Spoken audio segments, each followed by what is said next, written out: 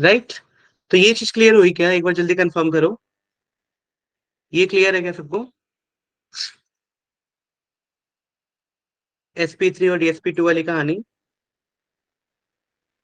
Done. तो ये याद रखना हमेशा, 3d8 plus week ligand always sp3, और 3d8 plus strong ligand always dsp2। और अगर 4d और 5d आ गया, 4d और 5d का कोई भी एलिमेंट आ गया, चाहे स्ट्रॉन्ग हो चाहे वीक लिगेंड हो, हमेशा dsp2 देखने को मिलेगा। ठीक है, तो ये हो गई हमारी पूरी कहानी। इससे तुम हमेशा इसको बता सकते हो कि किस किस तरीके से तुम्हें बताना है कि क्या शेप बनेगा और क्या शेप नहीं बनेगा। ठीक है, तो ये हमारा पूरा सीएफटी खत्म हो गया भाई, और वीवीटी ऑलरेडी हम लोग कर चुके हैं। तो जल्दी से बताओ, सीएफटी और वीवीटी में किसी को और कुछ भी डाउट हो तो तुम पूछ सकते हो। सीएफटी वीवीटी में एनी काइंड ऑफ डाउट किसी को है क्या अभी? सीएफटी वीवीटी में कोई भी डाउट?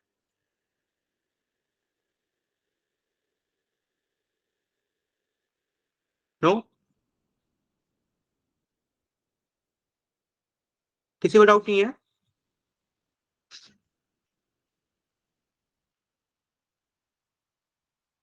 चलो, तो फिर हम क्या करते हैं, एक नेक्स्ट टॉपिक है इसका, उसको स्टार्ट कर लेते हैं। That is called structural isomerism. ठीक है, तो थोड़ा सा आइसोमेरिज्म के बारे में आइडिया दे देता हूँ। उससे पहले एक और इम्पॉर्टेंट चीज है जो तुम लोगों ने इसमें नहीं किया अभी तक, वो है बेटा नेमिंग। तो नेमिंग का भी बड़ा ध्यान रखना है कि नेमिंग किस तरीके से करते हैं। तो हम लोगों ने क्या किया, सीधा कोऑर्डिनेशन में पहले डेफिनेशन, उसके इंपॉर्टेंट टर्म्स पढ़े।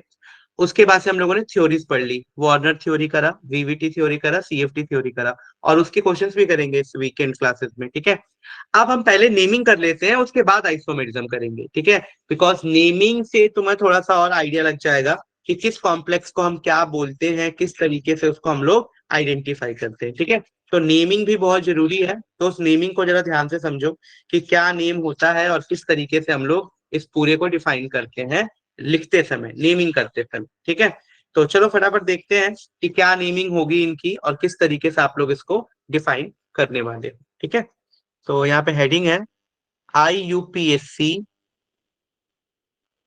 नेमिंग। ये IUPAC नेमिंग थोड़ी सी अलग है जो तुम लोग करते हो ऑर्गेनिक के लिए उससे।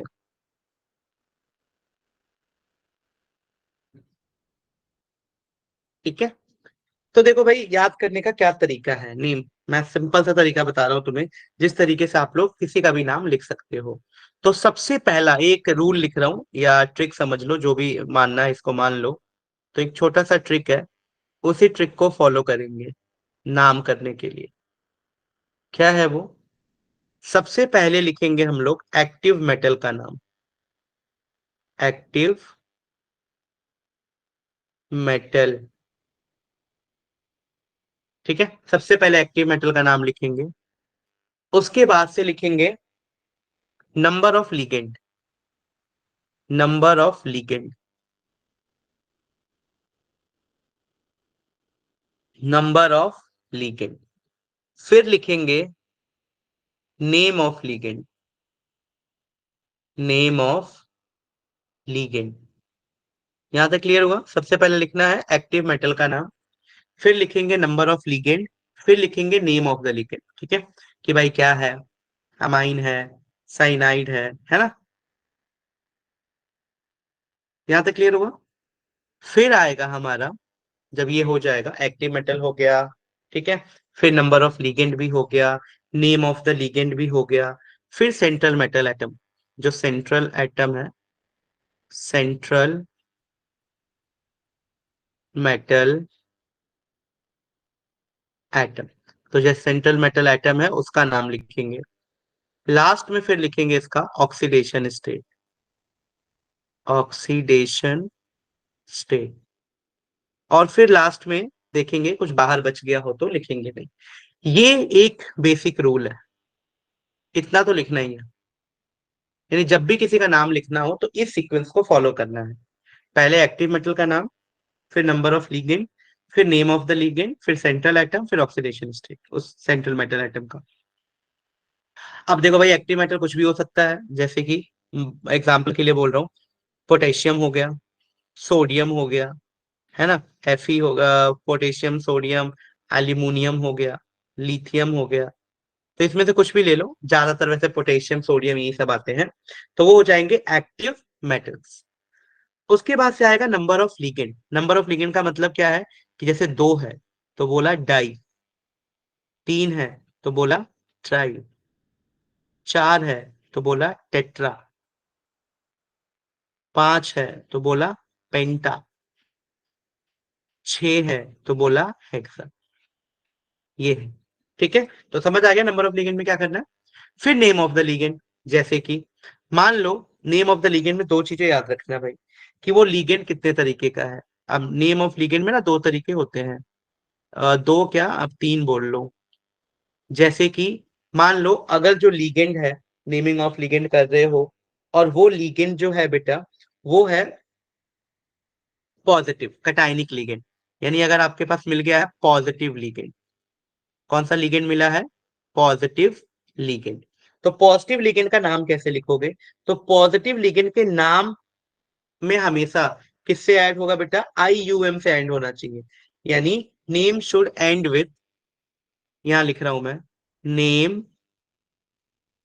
Should and with, and with IUM, किससे एंड होना चाहिए, IUM, याद रखना भाई, नाम उसका IUM से एंड होना चाहिए अगर पॉजिटिव लिगेंड है तो। एग्जाम्पल दूं, एग्जाम्पल के लिए जैसे मान लो किसी ने दे दिया NO2+, क्या दे दिया, NO2+, तो इसका नाम क्या हो जाएगा, नाइट्रोनियम, क्या हो गया, नाइट्रोनियम, नाइट्रोनियम। मान लो किसी ने और एग्जाम्पल दे दिया O2+, O2+, तो इसका नाम क्या हो जाएगा, ऑक्सीजीनियम, ऑक्सीजीनियम, तो ये हो जाएगा ऑक्सीजीनियम, ठीक है, समझ रहे हो बात। तो ऑक्सीजीनियम हो जाएगा, नाइट्रोनियम हो जाएगा, इस तरीके से आप इसका नाम लिखो। डन। उसी तरीके से अगर न्यूट्रल एटम आ जाए, सॉरी लीगेंड, न्यूट्रल लीगेंड, तो अगर न्यूट्रल लिगेंड आ गया है तो न्यूट्रल लिगेंड का नाम कैसे लिखोगे भाई। तो न्यूट्रल लिगेंड के नाम में कोई भी मॉडिफिकेशन नहीं है। जैसे कि मान लो किसी ने दिया है C6H6, तो इसको बेंजीन ही बोलोगे, तो इसमें कोई भी चेंज नहीं है, आराम से नाम लिख सकते हो, ठीक है। बेंजीन को बेंजीन लिख रहे हो, यूरिया को यूरिया लिख रहे हो, तो कोई प्रॉब्लम नहीं है, ठीक है। तो इसके नाम को बेंजीन यूरिया ऐसे लिखोगे। अब बात आती है कि अगर एनायनिक लिगेंड आ गया, एनायोनिक लिगेंड, अनायोनिक लिगेंड, ठीक है, नेगेटिव लिगेंड है भाई ये। तो अगर तुम्हारे पास आ गया एनायोनिक लिगेंड, तब उसका नेमिंग कैसे करोगे। तो अनायोनिक लिगेंड में नाम याद रखना है कि ई को रिप्लेस कर देना है ओ से, ठीक है। मान लो मैं क्या समझाने की कोशिश कर रहा हूँ, एग्जाम्पल से बता रहा हूँ। तो इफ नेम, पहले ये लिख देता हूं कि if name ends with, if name ends with E, अगर किसी का नाम ई से खत्म हो रहा है, देन देन उस ई को रिप्लेस कर दो, E is replaced by, E is replaced by O, क्या लगा दोगे, ओ। फॉर एग्जाम्पल, जैसे मैंने बोला कि ब्रोमीन है और इसका नाम क्या होता है नॉर्मली, ब्रोमाइड, तो क्या करोगे, ई को रिप्लेस कर दोगे ओ से, तो ये क्या हो जाएगा इसका नेम, ब्रोमीडो, ब्रोमीडो। Cl नेगेटिव को क्या लिखोगे, क्लोरीडो, क्लोरीडो। तो ब्रोमीडो हो गया, क्लोरीडो हो गया, ये सारे नाम है, ठीक है। तो Br नेगेटिव ब्रोमाइडो, Cl हो गया क्लोरीडो। तो ब्रोमीडो क्लोरीडो इस तरीके से, आयोडीडो फ्लोरिडो, ये हो जाएगा आपका नाम। तो नाम समझ गए ना लिगेंड का कैसे लिखना है। पॉजिटिव लिगेंड होगा तो IUM लगाना है, न्यूट्रल में कुछ लिखना नहीं है। अनाइनिक हो गया तो क्या लिखना है उसमें, ई हटा के ओ लगा देना है, यानी ब्रोमीडो क्लोरीडो साइनिडो फ्लोरिडो, ये सब हो जाएगा, ठीक है। सेंट्रल मेटल के नाम में क्या करना है भाई, इसमें भी थोड़ा सा ध्यान रखना है कि जब तुम सेंट्रल मेटल का नाम लिखने जाओगे तो किस तरीके से लिखोगे। तो सेंट्रल मेटल के नाम में क्या याद रखना है, जो इंपॉर्टेंट चीज है बस वही मैं बता रहा हूँ, कि अगर सेंट्रल मेटल ऐसा है, ठीक है, जैसे कि ऑक्सीडेशन स्टेट उसका क्या आ रहा है उस हिसाब से। अगर पूरे कॉम्प्लेक्स पे नेगेटिव चार्ज है तो सेंट्रल मेटल का जो नाम होगा उसके साथ 8 लगेगा, तभी पढ़ लेंगे उस चीज को। यानी अगर कॉम्प्लेक्स नेगेटिव है तो सेंट्रल मेटल के नाम के साथ क्या लग जाएगा, 8। ठीक है, बस। तो ये कुछ ध्यान रखना, अगर तुम इतने रूल को फॉलो करते हो ना तो बाकी चीजें तो आराम से लिख दोगे। तो चलो देखते हैं एक आध नेमिंग करके फटाफट कि किसका नाम क्या क्या होगा और किस तरीके से किसको क्या बोलना है। क्लियर है? ये क्लियर हो गया क्या चीज, एक बार बताओगे? कंफर्म कर दो एक बार, ये चीजें क्लियर है क्या?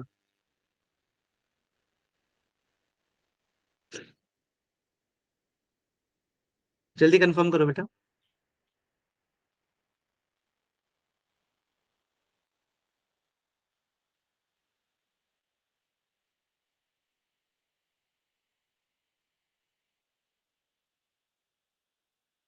चले आगे, चलो। ठीक है, एग्जाम्पल लेते हैं। मान लो आपको दिया किसी ने नाम लिखने के लिए K3CO C2O4 3।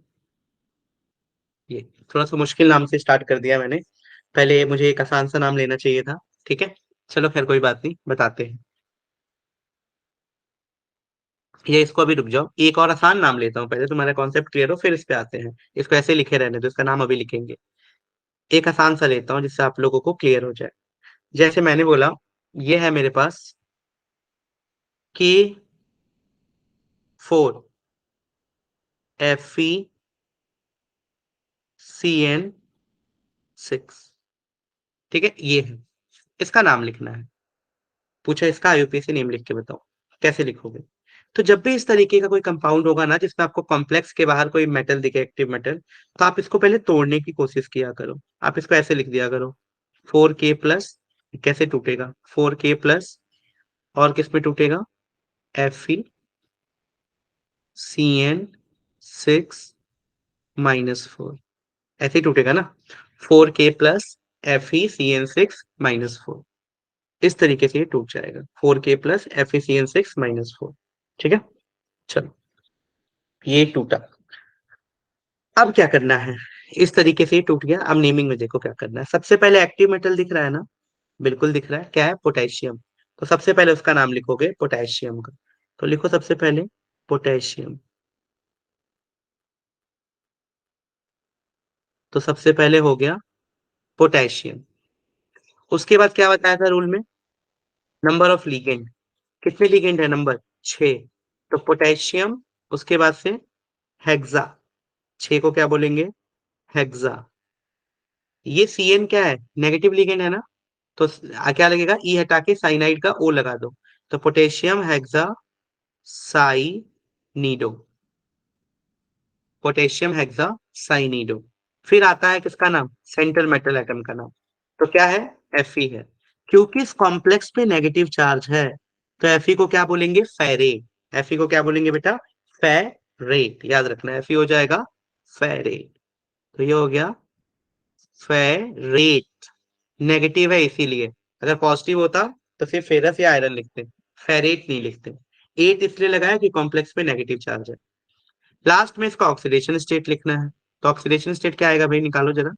तो ऑक्सीडेशन स्टेट इसका 2 आएगा। कैसे? देखो, Fe को x लिया, Cn हो गया 6 - 4, तो x = 2।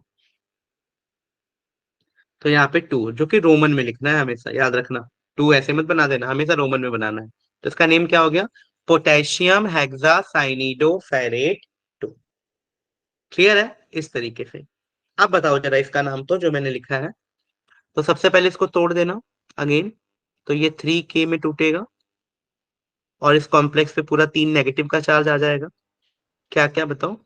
तो ये आ जाएगा कोबाल्ट, C2O4 थ्राइस, और यहाँ -3। ठीक है, तो सबसे पहले नेम लिखते हैं। तो यहाँ भी पोटेशियम हो गया, पोटेशियम से शुरू करो।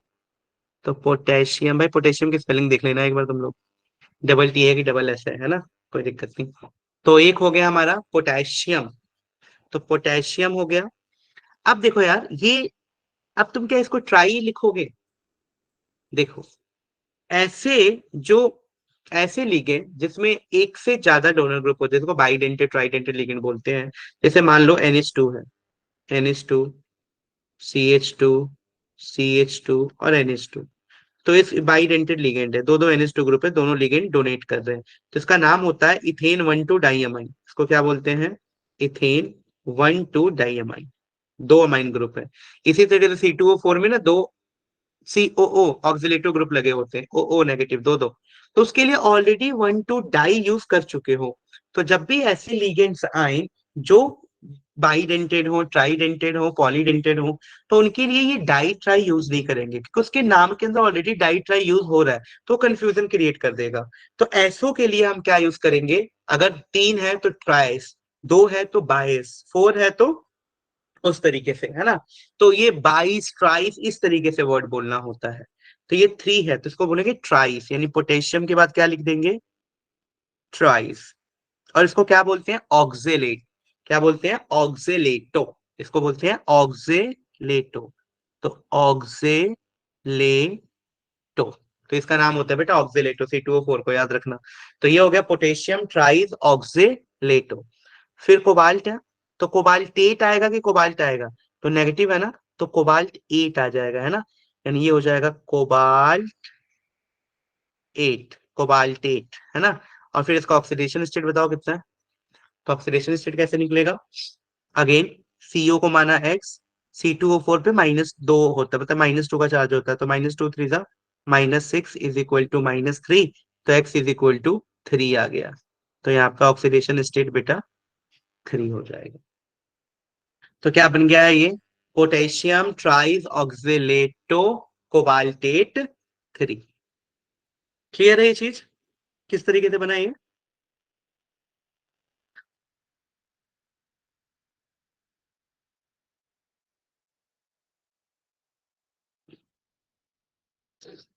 जल्दी भी कंफर्म करो एक बार फटाफट।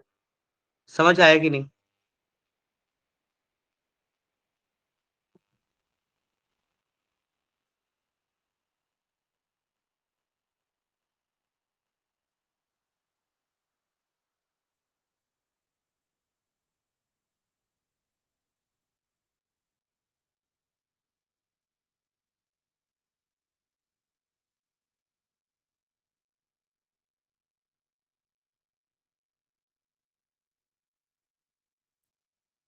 क्लियर है?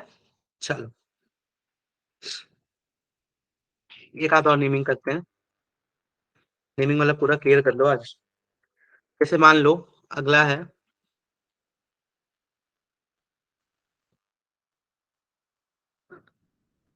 COH2O, फिर है En2,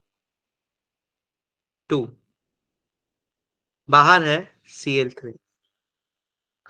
तो अब इस वाले कॉम्प्लेक्स में कोई एक्टिव मेटल तो है नहीं, यानी वहां से गायब कर दो, उसको लिखने की जरूरत नहीं है। अब सीधा स्टार्ट करना है नंबर ऑफ लिगेंड। तो नंबर ऑफ लिगेंड में एक तो है डाई, दो, और एक है और इथेन 1,2-डाइअमाइन, तो आप 22 लगाएंगे। तो 22, और इसमें मत जाओ, पहले मुझे एक बात बताओ आप इंपॉर्टेंट, कि ये है H2O, इसको बोलते हैं एक्वा। इसका नाम क्या है बेटा? एक्वा। एक्वा, इसके लिगेंड को एक्वा बोलते हैं। और ये तो पता ही है तुम्हें क्या बोलते हैं? इथेन 1,2-डाइअमाइन। इथेन 1,2-डाइअमाइन। अब दो दो लिगेंड है इसके अंदर, दो है ये और चार वो है, ईएन मतलब बाइडेंटेड होता है। तो टोटल वो भी चार और दो छह हो गए ये। अब ई पहले आता है कि ए पहले आता है अल्फाबेटिकल ऑर्डर? ए या ई? ऑब्वियसली ए। तो जो अल्फाबेटिकल पहले आता है ना, उन लिगेंड को पहले लिखते हैं। यानी ये क्या हो गया? Diaqua. डन। तो दिस इज डाई एक्वा। ठीक है, दिस इज डाई एक्वा। फिर इथेन के लिए बिस लगाएंगे, दो है तो, और ट्राइस लगाया था, तो बिस, और अंदर नाम लिख दो, इथेन 1,2-डाइअमाइन। 1,2-डाइअमाइन, इथेन 1,2-डाइअमाइन। फिर मेटल का नाम कोबाल्ट लिखेंगे, क्योंकि इसमें कोई नेगेटिव चार्ज नहीं है, तो कोबाल्ट को कोबाल्ट लिखेंगे और कुछ चेंज करने की जरूरत नहीं है। इसका ऑक्सीडेशन स्टेट बताओ, तो देखो कैसे निकलेगा। इसका निकालना है, एक्स लिया, H2O पे जी न्यूट्रल है तो जीरो, EN भी न्यूट्रल है जीरो, माइनस क्लोरीन का 3 इज इक्वल टू जीरो। तो एक्स इज इक्वल टू कितना आ गया बेटा, 3। क्लोरीन का -1 होता है ना, तो 3 है तो 3 हो गया था वो। तो ये ऐसे हो गया। तो डाई एक्वा बिस इथेन 1,2-डाइएमाइन कोबाल्ट 3। ठीक है। तो डाई एक्वा बिस इथेन 1,2-डाइएमाइन कोबाल्ट 3। और यहाँ पे क्या आ जाएगा, जल्दी बोलो। डाई एक्वा बिस इथेन 1,2-डाइएमाइन कोबाल्ट 3। और यहाँ पे बाहर है ना क्लोराइड, तो बाहर तो नॉर्मल क्लोराइड लिखो। अगर ये अंदर होता तो क्लोराइड क्या बन जाता, क्लोरीडो। अंदर होता तो। लेकिन अगर बाहर है तो कोई प्रॉब्लम नहीं है, जैसा है वैसा एज इट इज लिख दो। ठीक है। तो ये हो गया भाई इसका नेमिंग। अब एक नेमिंग तुम लोग भी कर लो। जरा इसका नाम बताओ क्या होना चाहिए। हम इसका CONH3 6 ClSO4। इसका नाम कोई बताएगा क्या, इसका नाम क्या होना चाहिए। CONH3 6 ClSO4।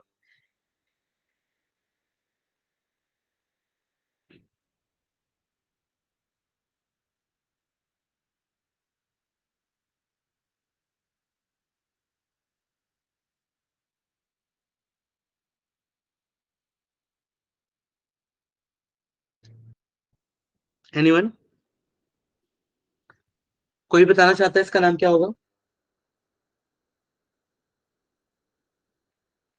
चलो मैं ही बताता हूँ। सबसे पहले वही एक्टिव मेटल है नहीं, सीधा हेक्सा से शुरू करना है। तो 6 है तो सीधा लिखा हेक्सा। तो ये हो गया बेटा हेक्सा अमाइन। ठीक है। हेक्सा अमाइन, एक सेकेंड। एक,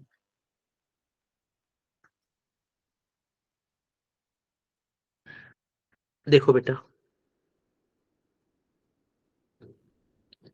हेक्सा अमाइन, अमाइन में डबल एम आता है बेटा। ठीक है। Hexa amine. हेक्सा अमाइन के बाद सीधा मेटल का नाम, क्योंकि अंदर तो और कुछ है ही नहीं। तो हेक्सा अमाइन कोबाल्ट। तो hexa amine cobalt, oxidation state बताओ, वही मेन है। तो इसका तो निकालना है, तो एक्स हो गया, NH3 0, Cl-1, SO4-2 is equal to zero. तो एक्स इज इक्वल टू कितना आ गया, 3। एक्स इज इक्वल टू कितना आ गया बेटा, 3। तो 3 लिखो। तो हेक्सा अमाइन कोबाल्ट 3, बाकी दोनों बाहर है ना। तो क्लोराइड और सल्फेट, अल्फाबेटिकल ऑर्डर मेंटेन करके क्लोराइड और सल्फेट, पहले क्लोराइड लिखा फिर सल्फेट लिख दिया। ठीक है। तो इस तरीके से नेमिंग करनी है, तो मुझे नहीं लगता किसी को कोई भी प्रॉब्लम होगी। तो एक दो क्वेश्चन दे देता हूँ, तुम लोग जरा प्रैक्टिस कर लेना एज अ होमवर्क। ठीक है। आप इसका नाम लिख लिख के देखना कि क्या क्या नाम होना चाहिए। दो तीन दे रहा हूँ आप लोग को एग्जाम्पल के लिए। जैसे कि सबसे पहला है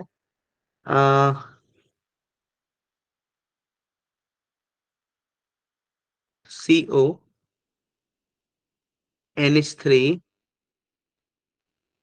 5 Cl एक इसका प्रैक्टिस करना। दूसरा देखो, NH3 4H2O 2 SO4 एक इसका प्रैक्टिस करना। थर्ड है तुम्हारे लिए NAPT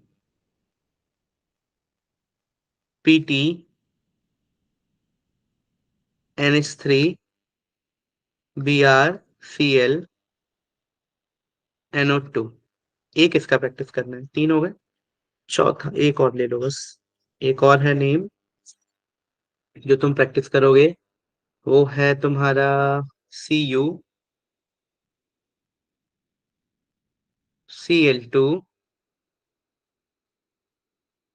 ठीक है। CuCl2 En2। ठीक है। CuCl2 En2, इनका नाम लिखना है आपको। क्लियर है। तो ये कुछ नेमिंग है जो आपको करना है। ठीक है।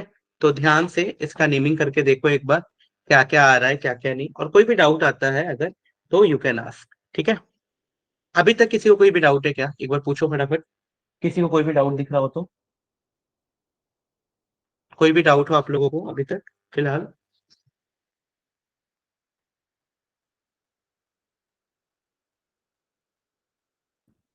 No, no doubt. तो ये याद रखना है बेटा, ठीक है, जो हमने किया है आज ये हम लोग को याद रखना है कि क्या नेमिंग का क्या तरीका है, ये जो अभी बताया आप लोगों को, कि आईयूपी से नेमिंग किस तरीके से करनी है और क्या क्या है।